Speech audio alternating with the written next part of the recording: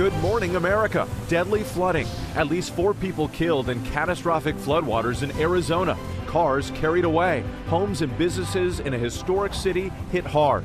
To us, it looks like a complete loss. And the huge concern about 1,000 propane tanks washed away. The fears they could explode. Plus the trouble from the tropics, Hurricane Umberto, and the storm ready to be named Imelda. The potential impacts for the East Coast, our weather team tracking it all. Breaking overnight, nightclub shooting. Police say a gunman pulled up to a waterfront bar in North Carolina by boat, opening fire, the latest from authorities this morning. New overnight, massive strikes. Russia targeting Ukraine with hundreds of missiles and drones in a 12-hour bombardment. At least 4 people killed, dozens injured. President Trump deploys troops to Portland, calling it war ravaged, authorizing full force to handle any ICE protests, angering city leaders. We did not ask for them to come. They are here without clear precedent or purpose. Plus the new threats from the Attorney General. Flu season preps, a GMA health alert after a deadly season. What you need to know to protect yourself and your kids, and when to get that flu shot. Dr. Darien Sutton is here to break it all down.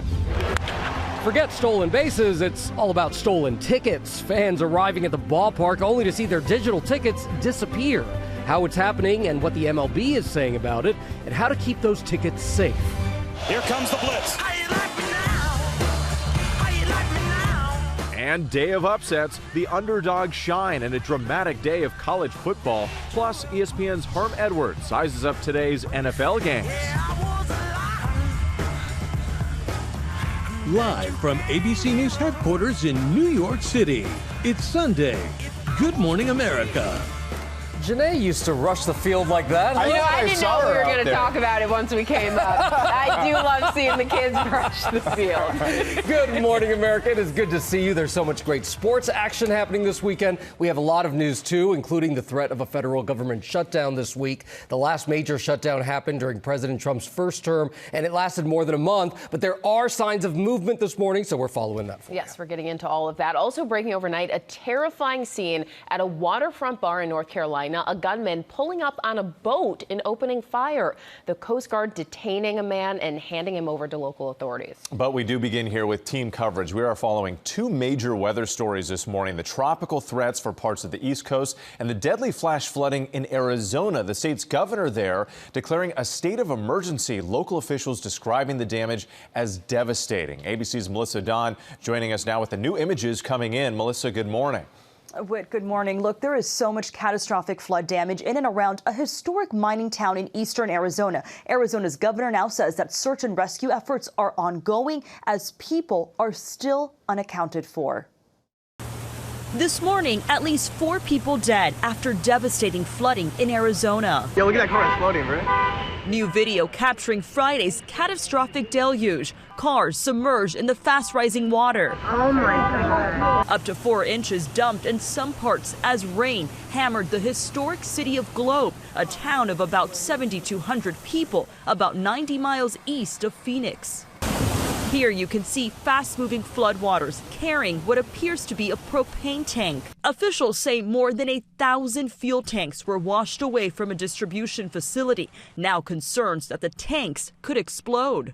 As daylight arrives and the floodwaters recede, the full extent of the damage now revealed. Businesses wiped out. Paul Kempton, owner of Kempton's Physical Therapy, losing everything. Not so good. It's about 3 inches full of mud and water about halfway up the wall, and all the equipment has been underwater. To us, it looks like a complete loss. Officials in Gila County say 3 people were killed. Back in Globe, the mayor saying the main focus is search and rescue operations and then the recovery. We're going to rebuild. We got a strong community. We got strong residents, business people. We can't let this set us back. And that 4th person found dead in Scottsdale. Police recovering the body of a 38-year-old man found near a car that was submerged during those flash floods. Now this as another round of flash flood threats are in place through tonight across the Southwest. Janae? All right, Melissa, so much to watch. Now let's get the latest on the forecast from Brittany Bell of our New York station WABC here in studio with us. Good morning, Brittany. And good morning to you, too. And that's right, the flood threat is far from over. And this is on top of scenes like this in Globe, Arizona, with cars just covered in water, also flooding debris in Bullhead City. So today, as we head throughout this afternoon, a lower threat stretching from California all the way to New Mexico and Texas. But the highest concern, an elevated risk for flooding, including Ruidoso, a spot that's already been hit very hard towards El Paso and Lobo. We're talking about 1-inch rainfall rates per hour on hard, dry soil. Flooding is also a concern heading into the southeast because of double trouble in the tropics. We're talking about Hurricane Umberto, also Tropical Depression 9. So when it comes to the hurricane, that's still a major hurricane that will eventually curve out to the northeast. And Tropical Depression 9 making its way throughout the Bahamas, curving offshore. But that's going to still bring flooding to the coastal areas of North and South Carolina, on top of coastal flooding heading into early next week. Gio? All right, Brittany, thank you. And as Whit said, we do have team coverage here. The Carolinas are preparing for the torrential downpours ahead, and ABC's Faith Abube is in Charleston, South Carolina right now, which has already declared a state of emergency. Faith, good morning. Yeah, good morning to you, Gio. Call it the calm before the storm. Officials say that the system is still a few days away from the Carolinas coast. However, they're urging people to start preparing their emergency kits right now. And they're bracing for this system to dump a significant amount of rain on this area. Even though it's not expected to make landfall, they're telling people brace for damaging wind, storm surge, and potentially life-threatening flooding.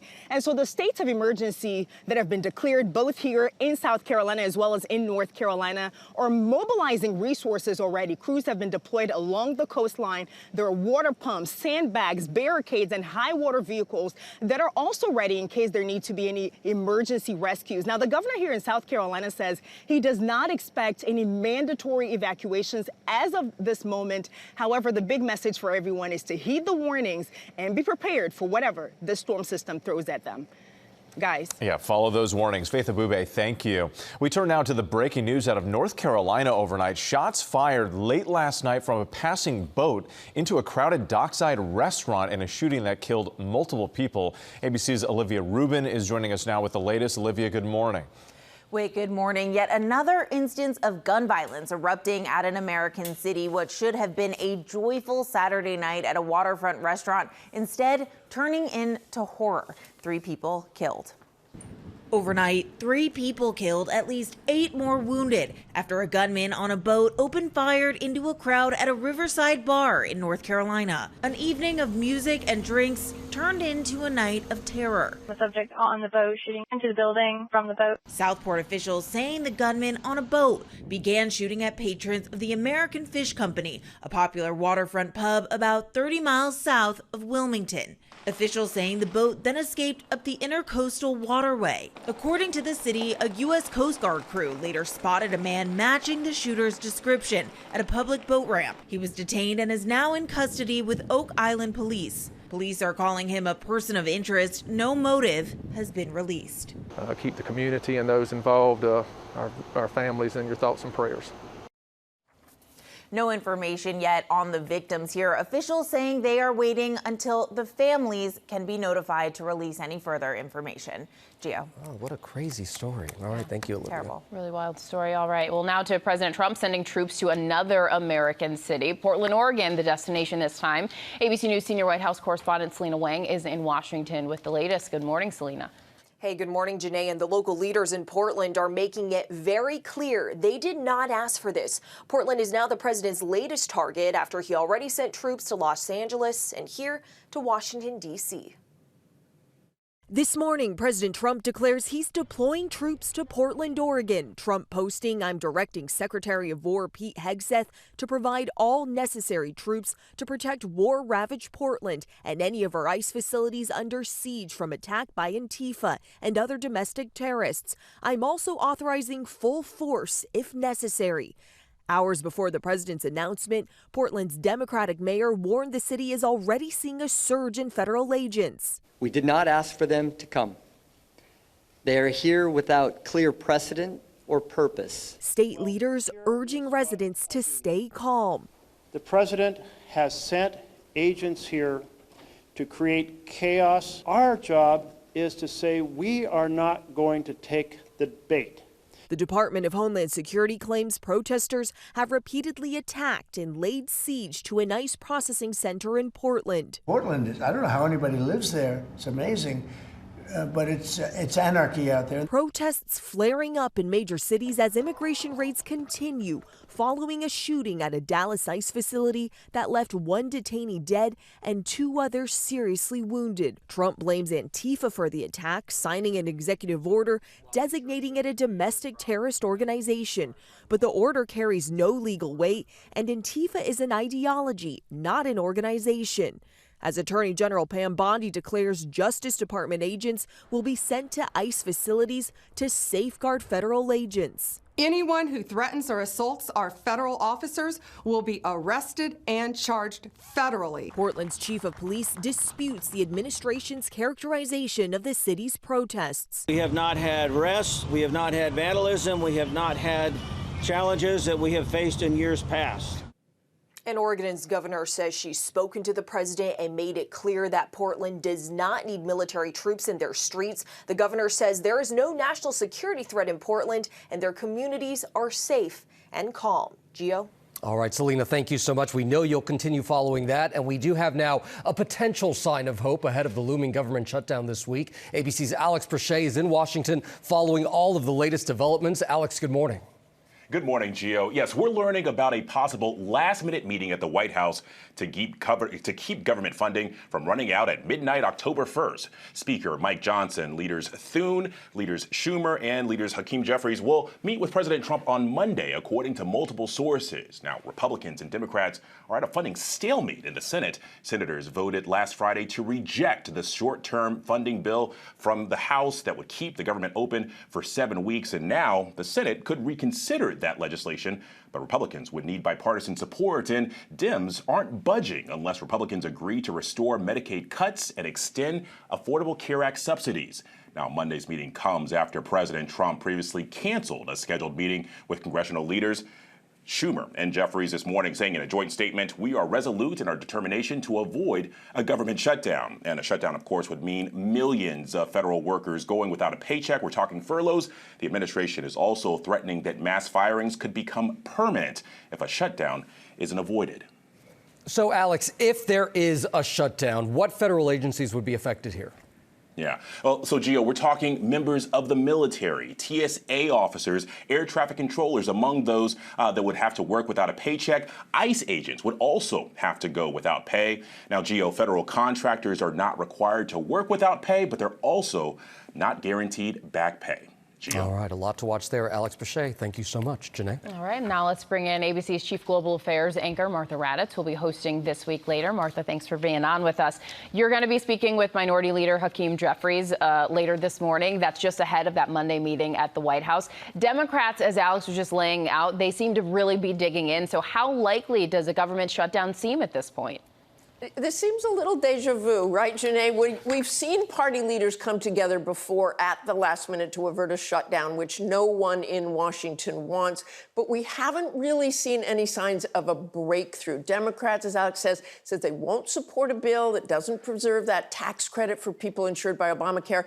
Republicans say that's an issue for another time, in 7 weeks. But makes this potential shutdown very different. What makes it very different is that the Trump administration is threatening these mass firings for the federal workforce, and not just a furlough, as Alex said. These are employees who they say will be told not to return to work after a shutdown ends, if there is a shutdown at all, Janae, and we're all watching that every minute, hoping there isn't one. Absolutely. And you said deja vu. It certainly feels that way. So appreciate you noting how this is much different than before.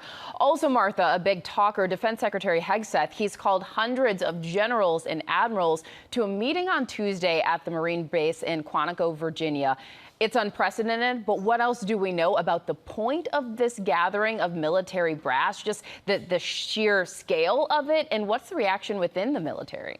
You're right, Janae. It is unprecedented for all these commanders and generals and admirals to come together from all the services at once. And early in the week, because the Pentagon wasn't really saying what it was about, there was lots of apprehension.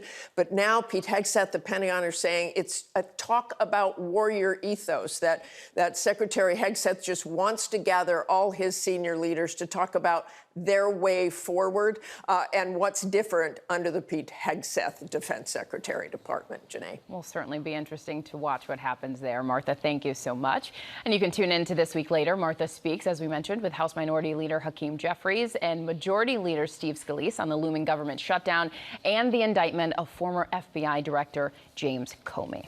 Janae, the man suspected of killing conservative activist Charlie Kirk is due for another court hearing tomorrow. Tyler Robinson is set to make a virtual appearance. It's been just over 2 weeks since Robinson turned himself in to Utah authorities. He faces more than half a dozen state charges, including aggravated murder, obstruction of justice, and witness tampering. He has not yet entered a plea. Prosecutors have said they will seek the death penalty in this case. Okay, Whit, now to the upcoming flu season and the importance of protecting you and your family. Last year's flu season, it hit Americans especially hard. And joining us now to talk about this is ABC News medical correspondent Dr. Darien Sutton. Dr. Darien, thank you so much for being here. Good morning. We talk about this every year. The flu, it is rough. It can be very, very dangerous. But last year in particular, it was very bad. It was one of our toughest seasons. If you look at the actual numbers from the weekly morbidity and mortality report that's produced by the CDC, it helps us to understand the number of hospitalizations and the number of complications. Something that stood out from that report, Gio, is that last year we had the highest number of pediatric deaths, children under the age of 5 losing their life to influenza since around 2009, 2010. That was a period of time that included the swine flu.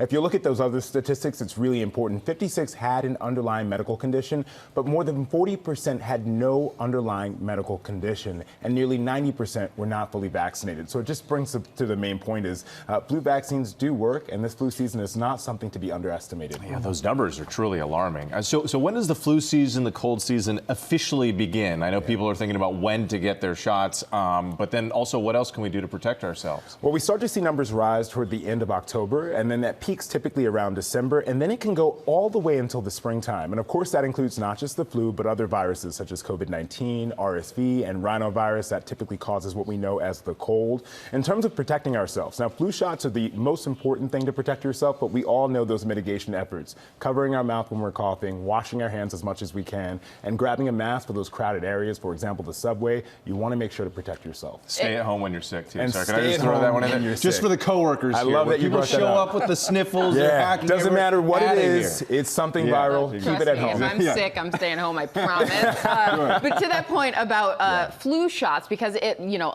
there's a big push for everyone to get their flu shot, really. Yes. But what are the CDC vaccine recommendations for the flu, and who's at high risk? So the recommendations for anyone over the age of 6 months. Now, the highest at risk are those over the age of 75. Those are my patients that are most likely to be hospitalized.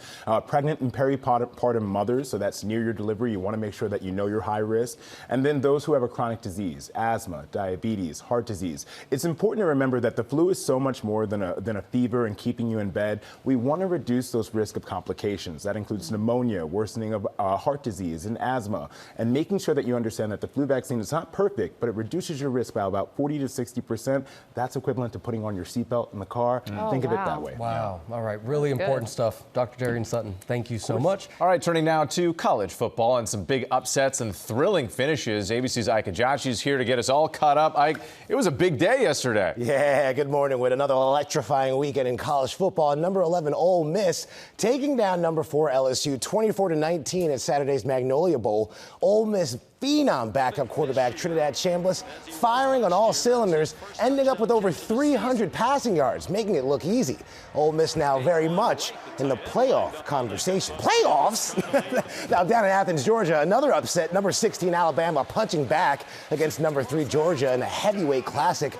Ty Simpson throwing for 2 touchdowns, and the Crimson Tide coming out on top 24-21. Georgia tried to rally behind Gunnar Stockton, but Bama's defense slammed the door in the final quarter. Just a tough loss for Georgia. Roll Tide. And Oregon and Penn State did not disappoint. Oregon's Dante Moore slinging a 25-yard pass to wide receiver Gary Bryant Jr. in overtime. The Ducks walking away with a 30-24 win. There were near fumbles, wild swings, serious playoff implications, but Penn State just couldn't quite close the deal in double overtime. Guys, it was a phenomenal time in football. Yeah. That Jim Moore quote is Gio's favorite sports quote.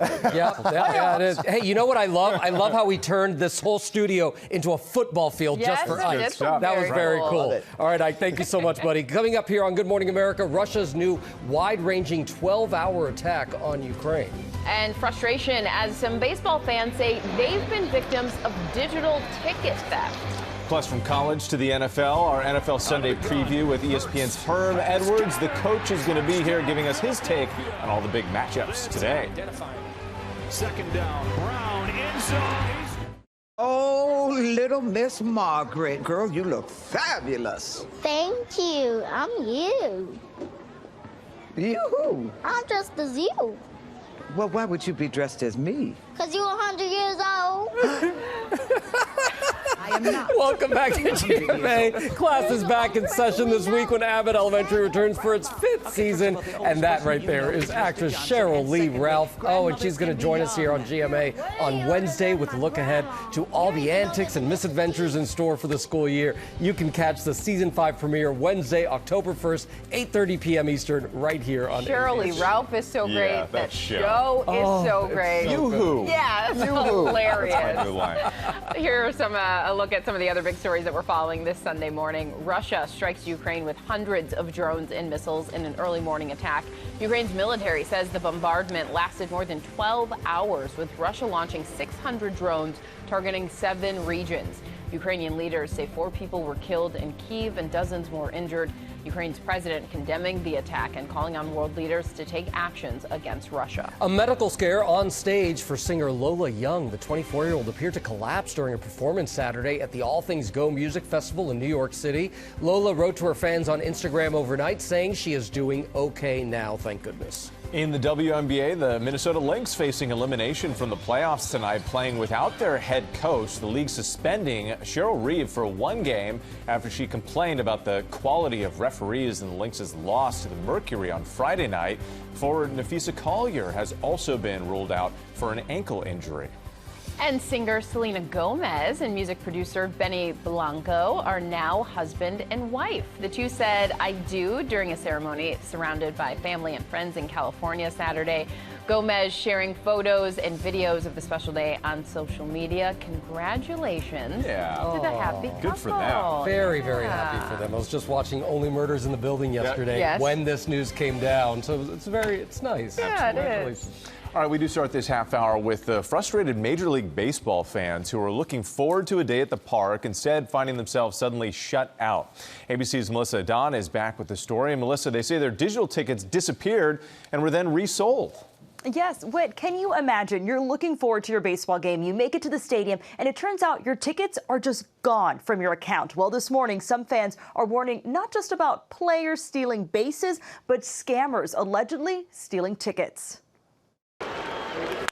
As the Major League Baseball postseason heads into full swing, A home run! Some fans have arrived at ballparks this month to find their digital tickets have disappeared from their account, leaving fans stuck outside the stadium. Or like Dodgers superfan Eric Moreno, who says his MLB Ballpark app was hit twice, with someone making off with potentially thousands of dollars worth of tickets. We didn't have the tickets in our account, and all 3 of them gone. It turns out the MLB says bad actors are accessing fans' tickets from their ballpark app and are stealing and reselling them. Diehard Phillies fan TJ Brida says it happened to him too when he gifted his game day tickets to a friend. I went on the MLB app and noticed that my tickets were forwarded to a random email. Brida says he got on the phone with the Phillies box office, who told him he wasn't the only one. He was like, dude, you are the 700th person to call today. I just need your email and we'll get this straightened out for you. The MLB is apologizing to impacted fans and says there is no evidence this was a breach of the MLB system, claiming the Ballpark app is working properly. But instead, the MLB says scammers are obtaining or deciphering passwords through other platforms or data breaches. They hacked the weakest link, which is us, and they stole our username and password, and that's how they were able to steal the tickets. Former FBI special agent and cybersecurity expert Scott Augenbaum says that cybercrime is a global $10 trillion problem that gets worse each year. He recommends that buyers do not use the same password on every website, enable a two-factor authentication, and think before you click. TJ Brida says he immediately changed his Ballpark app password and says he won't make the same mistake again. Make sure that you're using a strong password, not something generic that people can easily guess. Now, in the case of Dodgers fan Eric Moreno, the MLB was able to return all the tickets stolen from him, but now he says he finds himself constantly checking the tickets on his app. So this is good tips here because the MLB is urging fans for their protection. Make sure you change your password on the Ballpark app. Janae? Yes. Certainly, especially as we're just getting to playoffs. Yes, so important reminders there. Thank you, Melissa. ESPN analyst, our guy, Coach Herm Edwards, is right here to break it all down for us. Coach Herm, it is good to see you, my friend. It's good to be back in studio. I was doing a lot of stuff from the house. Now I'm back in Bristol. I'm close to you guys again. I got to make my yearly trip to New York to visit you guys. Please. Oh, we'll get you. Exactly. And I think this time you're not wearing shorts and flip-flops, and you're ready to work. Okay, so let's start with the matchup here between two of the remaining undefeated teams in the league, the Eagles and the Buccaneers. What's your take? Well, I think if you're the Eagles, this is a must-win in this sense. The Buccaneers the last couple seasons have had their number, and Philadelphia actually went down there early. They're worried about the weather. Don't worry about the weather. Worry about that guy right there, Baker Mayfield, because he is one of the hottest quarterbacks playing right now in the National Football League, and they've had their troubles with Baker Mayfield and this offense, especially toward the end of the games. You think about these guys, the Eagles, they're going to have to play really good defense, and it starts with their defensive line. They're going to have to try to find a way to get after Baker Mayfield, don't allow him to be comfortable in the pocket, and obviously Jalen Hurts is going to have to get the ball to that guy, Goddard. Get the ball to the tight end, please. And that guy, number 11, Brown, he ain't all bad, right? So, this will be a game. This is a big game. He wears number 11, by the way. Just find number 11 to throw to in Philadelphia, and you'll be fine. Coach, this next clash features two teams with Super Bowl dreams, but they're both just 1-2 right now. We're talking about the Chiefs and the Ravens. We all went for the Ravens last week. It was a tough week. What do you like between the two of them? You know, you're right, and this is what you expect. We know who Lamar Jackson is. We know who Patrick Mahomes is. But I don't really understand who the Ravens' defense is anymore, right? When you think about the Baltimore Ravens, what comes to mind? Outstanding defense. That has not been the statement that this Ravens defense has made really starting last year. And I think they've fallen into a trap now, relying too much on this guy, Derrick Henry, Lamar Jackson to bail him out. This is one of those games, I think, if you're the Baltimore Ravens, you want to beat the Kansas City Chiefs, you got to get after Patrick Mahomes, keep him in the pocket, don't allow the big ball, and you guys will get a nice win. So I'm looking at the Ravens defense. They have to find a way to contain this guy right here, this Patrick Mahomes fella. He's really good on the move, by the way. Oh, and he's going to throw to a couple people. But the guy he likes the most is who? You guys know his name. Kelsey, Taylor number Swift's 87. boyfriend. Just trying to figure out to cover that guy. Because he's always open, it seems like. I said Taylor Swift's boyfriend. I don't know if my mic was on. Oh, boy, there you go. In honor of my daughters right there. All right, let's talk about superstar linebacker Micah Parsons, because he was recently traded from the Cowboys to the Packers. And in the Sunday night game, Parsons is returning to Big D. There's a lot of hype over this game. What should we expect in this one? Well, for me to sit here and say it's not personal, I would be telling a little bit of a story. Mm-hmm. It's personal. They better find a way to block Michael Parsons because he's going to try to wreck the game, by the way, right? Poor Jerry's sitting up there going, please don't get a sack. He'll probably get the first sack of the game for the Green Bay Packers. But look, they're going to move him around some defensively. They're not going to allow him to play in one spot. And this is what you do when you have a player like this. And if you're the Dallas Cowboys, you got to run the ball at him some to get him, wore down. don't go back and start throwing passes because he's going to be amped up. He's going to be very difficult to block. All right, Herm, it's time for our favorite little segment here. Who's with Herm? Is it our favorite? It is. It's not my favorite. You know, this past week we all chose the Ravens, and you see this? Why don't we just? What's hilarious. That? Goose eggs for Whit Johnson. Goose eggs. Janae has 1 point. Herm has 1 point. I have 2 points. Who you got this week? Well, first of all, I want to congratulate Janae for running that half marathon. Congratulations to you. Thank you. Appreciate it. Okay, so who do I got? Who we got? Who I get to pick Bengals and from? the Broncos. The Bengals? Who do you think I'm going to take? Broncos. Correct. I'm taking the Broncos. All right, I'll take the Broncos. I'm going Broncos. Burrow's hurt. I'm going Broncos, too. Okay, me too. Okay, well, let's see what happens. Hopefully I can finally get a win here. Oh, my goodness. Thank you, Coach. Thank you so much. Thank you, guys. There is a doubleheader for Monday Night Football. Jets versus Dolphins at 7:15 p.m. on ESPN. And you can catch the Bengals versus the Broncos at 8:15 right here on ABC. Nothing against the Bengals in Right, this night, absolutely but we'll be right back after this. We are back now with our group chat and the stories that piqued our interest this week. Whit, you're going to start it off. I'm going to start it off. Okay, so I want to talk about a woman who's been such an inspiration to so many, Sister Jean Dolores Schmidt. This is the team chaplain for the Loyola University Chicago basketball team. You'll remember her, the campus minister there since 1994, now at 106 years young. She is retiring, and this is why you'll remember her. Sister Jean became a national sensation back in 2018 when her team made a Cinderella run to the Final Four as a number 11 seed. And here's what she said about the importance of playing sports. I think sports are very important because they help develop life skills. And during those life skills, you're also talking about faith and purpose. Her legacy is all about love. It's about inspiration. She touched so many athletes. And again, that's the viral moments of her with the team, cheering them on. We are wishing her the absolute best. 106. That is incredible. Congratulations. All right, so these guys know I get distracted, right? Like a dog, right? I'm like, squirrel, right? Like, it happens all the time.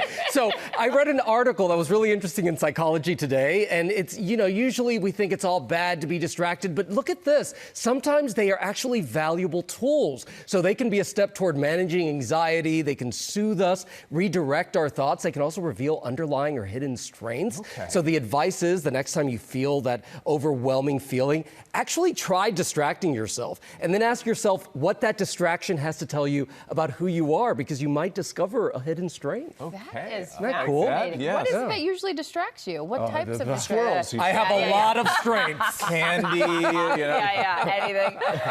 Okay, and so you guys know I completed the half marathon in Philadelphia last week. It was very, congratulations. very cool. Thank you very much. Well, the New York Marathon, it is a few weeks away, and it's on my mind. We have staff here from GMA taking part in it, running part of a relay. Whit, you're going to be joining. Linsey Davis, Deb Roberts, so many incredible people are going to be taking part in it. And I was talking to Will Reeve earlier this week about Marathon Day in New York City. He says it is the best day in the city. Yeah. And so it's just going to be so cool. And are you thinking about doing more? Oh, you put me on the spot. Well, I think if you're thinking yeah, about it, I am. I'm thinking about running the marathon. Okay. I'm a little scared, but like the whole marathon. The whole thing. thing. I think I'm gonna do it. All right. I think I'm gonna do it. Our little runner over here. Thanks, guys. Yeah. You're crying. You're literally crying. Yeah. You should hear This the guy. commercial We break. love the commercial breaks here. certainly do. Thank you for joining us, everybody. Have a fantastic week.